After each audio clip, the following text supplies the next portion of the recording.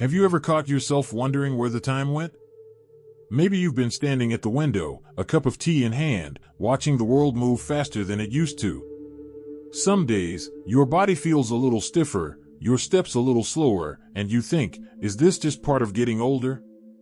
But here's a little secret: getting older doesn't have to mean giving up on energy, joy, or even longevity. In fact, there are folks well into their 90s and even 100s who are not just alive, they're thriving. Now, I'm not talking about extreme diets, running marathons, or taking a suitcase full of supplements.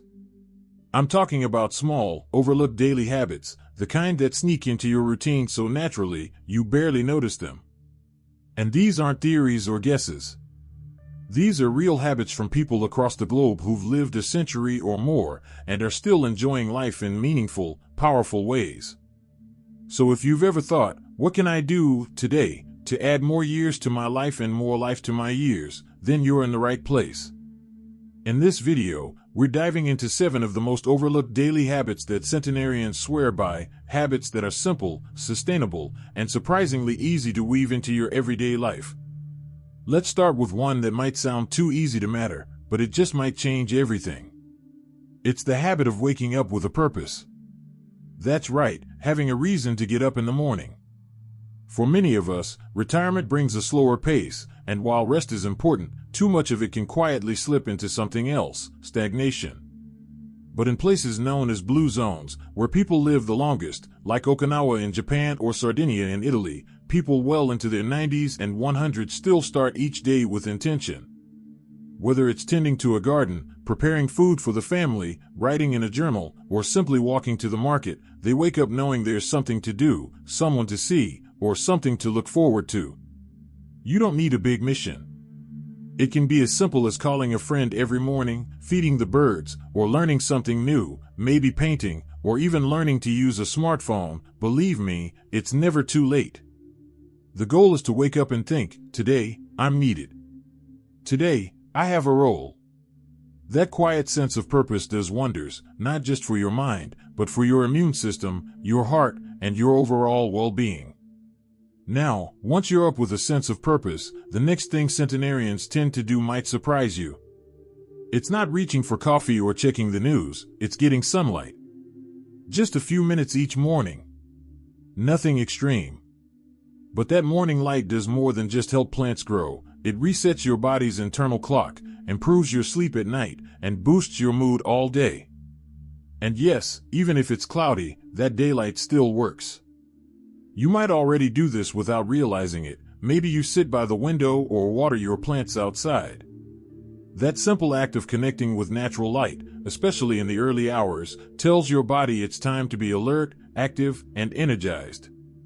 And later on, that same rhythm helps your body wind down and sleep more deeply at night, which, by the way, is another secret weapon of longevity. But getting outside isn't just about the light. It brings us to another overlooked habit, gentle movement. Not workouts. Not no pain, no gain. Just moving naturally throughout the day.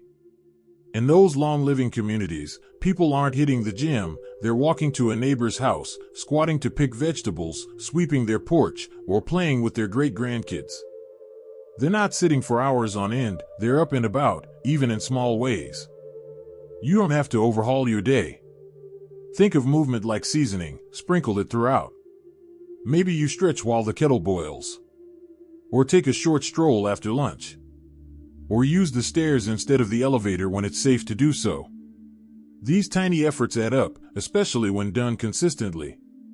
And here's the best part, it doesn't just help your joints and muscles. It improves circulation, supports your brain, and helps you stay independent longer, which is really the whole point, isn't it? And while we're talking about movement, there's another layer to it, something we often forget in modern life. In many centenarian cultures, movement is tied to meaning. They're not walking just to walk. They're doing it on their way to visit someone, or to contribute to their community, or as part of their daily routine, not as a chore, but as a rhythm of life. That makes a big difference. When your movement is connected to joy, purpose, or connection, it becomes something you look forward to, not something you check off a list. Speaking of connection, that brings me to one more habit before we pause, and it might be the most powerful of all. It's the habit of staying socially connected. And no, I don't mean having 100 Facebook friends or texting all day. I mean real, face-to-face, meaningful interactions, even if they're brief. In long-living cultures, people know their neighbors. They talk to shopkeepers. They visit friends, share meals, and engage with their community in small but consistent ways. Even if you live alone or far from family, this habit is still possible. Start small. Say hello to someone on your walk. Chat with the cashier at the store. Call an old friend you haven't spoken to in a while. Loneliness can sneak in quietly, but so can connection, if you let it. The truth is, your health is deeply tied to your relationships. Your brain stays sharper, your mood lifts, and even your immune system benefits from regular social connection. So if you've been feeling isolated or disconnected, it's not too late to reach out. Most centenarians didn't get to 100 by doing it all alone. They got there by walking through life alongside others, one conversation, one shared laugh, one small gesture at a time. Now that we've explored the habits of waking with purpose, getting morning sunlight, moving naturally, and staying socially connected, let's keep the momentum going. If you're still watching and feel that these insights are meaningful, please type number 2 in the comments to let me know you're still with me. And if you haven't subscribed yet, I warmly invite you to do so, and don't forget to turn on the bell, so you won't miss any of our upcoming videos designed to uplift, inform, and inspire. Your support truly means a lot. It's what keeps us going and allows us to continue sharing thoughtful, helpful content just for you. Now, let's continue this journey together. Because when you start noticing how those small habits weave themselves into your day, you'll begin to see just how powerful they really are. And that brings us to something that often gets overlooked, especially in today's fast-paced world, the way centenarians eat. Now, you might be thinking, do I really have to change my diet at this age? But here's the good news. This isn't about restriction, calorie counting, or jumping on the latest diet trend. In fact, people who live past 100 often follow a way of eating that's far simpler and more joyful than what most of us are used to. They eat until they're almost full, not stuffed. That's right. In Okinawa, Japan, they follow something called hara-hachi-bu, which means eating until you're about 80% full. Not uncomfortably full. Not bloated. Just satisfied. And that little habit has a big impact. It helps prevent overeating, gives your digestive system a break, and supports a healthy metabolism, all without obsessing over every bite. Think about the last time you really listened to your body while eating. Most of us are used to finishing what's on the plate because it's there, or because we were taught not to waste food. But centenarians tend to be more in tune with their hunger and fullness cues. They pause during meals, eat slowly, and enjoy what they're eating. It's not about perfection, it's about paying attention. You can try this yourself without changing what you eat. Just slow down. Take smaller bites. Put your fork down between bites. And check in with yourself, am I still hungry, or am I satisfied? Over time, your body gets better at giving you the right signals, and your energy levels often improve, too. But it's not just how much centenarians eat, it's what they eat, and more importantly, how they relate to food. In places like Sardinia, Icaria, and Nicoya, meals are fresh, simple, and full of color. Lots of vegetables, beans, whole grains, and healthy fats like olive oil. Meat is eaten, but usually in smaller portions, maybe just a few times a week. And here's something you might not expect. They enjoy their meals, often with friends and family. Eating is social, not rushed. So maybe it's time to look at your own meals with fresh eyes. Are you eating alone in front of the TV? Or could you sit at the table, maybe light a candle, and treat even a simple meal like something worth slowing down for? That small shift, eating with awareness, with gratitude, with company when possible, adds something deeply nourishing beyond the food itself. And that leads beautifully into another habit that's often forgotten in our modern world, resting without guilt. This one might hit close to home. How often do you feel like resting is being lazy? Even in retirement, some people struggle with slowing down. But in centenarian cultures, rest isn't just allowed, it's respected. In many long-living communities, people take time each afternoon to pause. It might be a nap, a quiet moment in the shade, or just sitting outside and watching the world go by. It's not seen as wasted time, it's part of their rhythm. This gentle midday pause helps regulate stress, supports heart health, and keeps energy levels more balanced throughout the day. So if you find yourself fighting fatigue in the afternoon, consider giving yourself permission to rest. Not because you're weak, but because you're wise enough to listen to your body. Maybe you lie down for 20 minutes. Or maybe you just sit quietly with a book or soft music. That little reset can carry you through the rest of the day with more clarity and calm. Speaking of calm, we can't talk about longevity without touching on stress. It's one of the biggest silent enemies of healthy aging. And here's something fascinating: centenarians don't live stress-free lives. They face challenges like everyone else: loss, illness, change. But they tend to handle stress differently. They build in little daily rituals that help them release it. In Okinawa, people gather to talk and laugh at the end of each day. In Ikaria, they dance. In Loma Linda, California, home to a community of long-living Seventh-day Adventists, they observe a Sabbath day, a full 24 hours of rest, reflection, and connection. You don't need a weekly ritual to benefit. You just need a few moments each day to breathe, to reflect, to let go. Maybe it's through prayer, or journaling, or listening to a favorite song. Maybe it's gardening or taking a walk with no destination in mind. The key is making space, even 10 minutes, to step out of the whirlwind and reconnect with yourself. Because here's the truth: your body heals when you're calm. Your mind works better. Your relationships become richer. And life feels more meaningful. Stress will always be there, but how you carry it can make all the difference in how long and how well you live.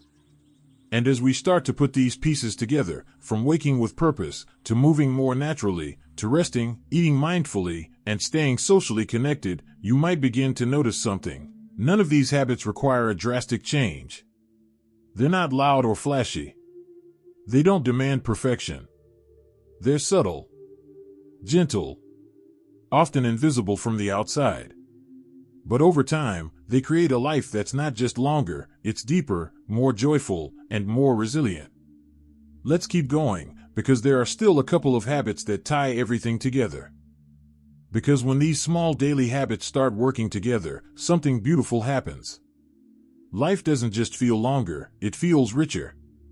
And while we've already explored some of the most powerful ones, there's one more that ties everything together, and it might just be the quiet engine behind a centenarian's resilience. It's the habit of maintaining a positive outlook. Now, I know, that might sound a little vague at first. After all, who hasn't been told, just think positive? But this isn't about ignoring hard things or pretending everything is always perfect.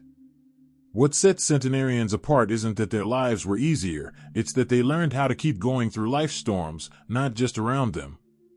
In every long-living culture, you'll find elders with a sense of humor, even in the face of difficulty. They laugh easily, they don't take themselves too seriously, and they've found ways to stay emotionally light. Whether it's telling stories, singing songs, or simply enjoying the moment, they've mastered the art of finding joy, even in ordinary days. And here's what's fascinating: researchers studying centenarians across the globe have found that optimism and emotional resilience play a big role in longevity. People who expect good things, who believe in possibilities, and who can bounce back after setbacks, they tend to live longer, with fewer health problems. Not because they're lucky, but because that attitude shapes how their body responds to the world. Think about it. When you carry bitterness or dwell on fear, your body stays in stress mode. Your heart rate stays elevated. Your immune system weakens. Your sleep suffers. But when you laugh, when you look forward to something, when you find small reasons to be grateful, your body relaxes. Your cells repair. Your brain releases chemicals that support healing and balance. So how do you build this habit of optimism, especially in a world that often feels heavy? Start with something simple, gratitude.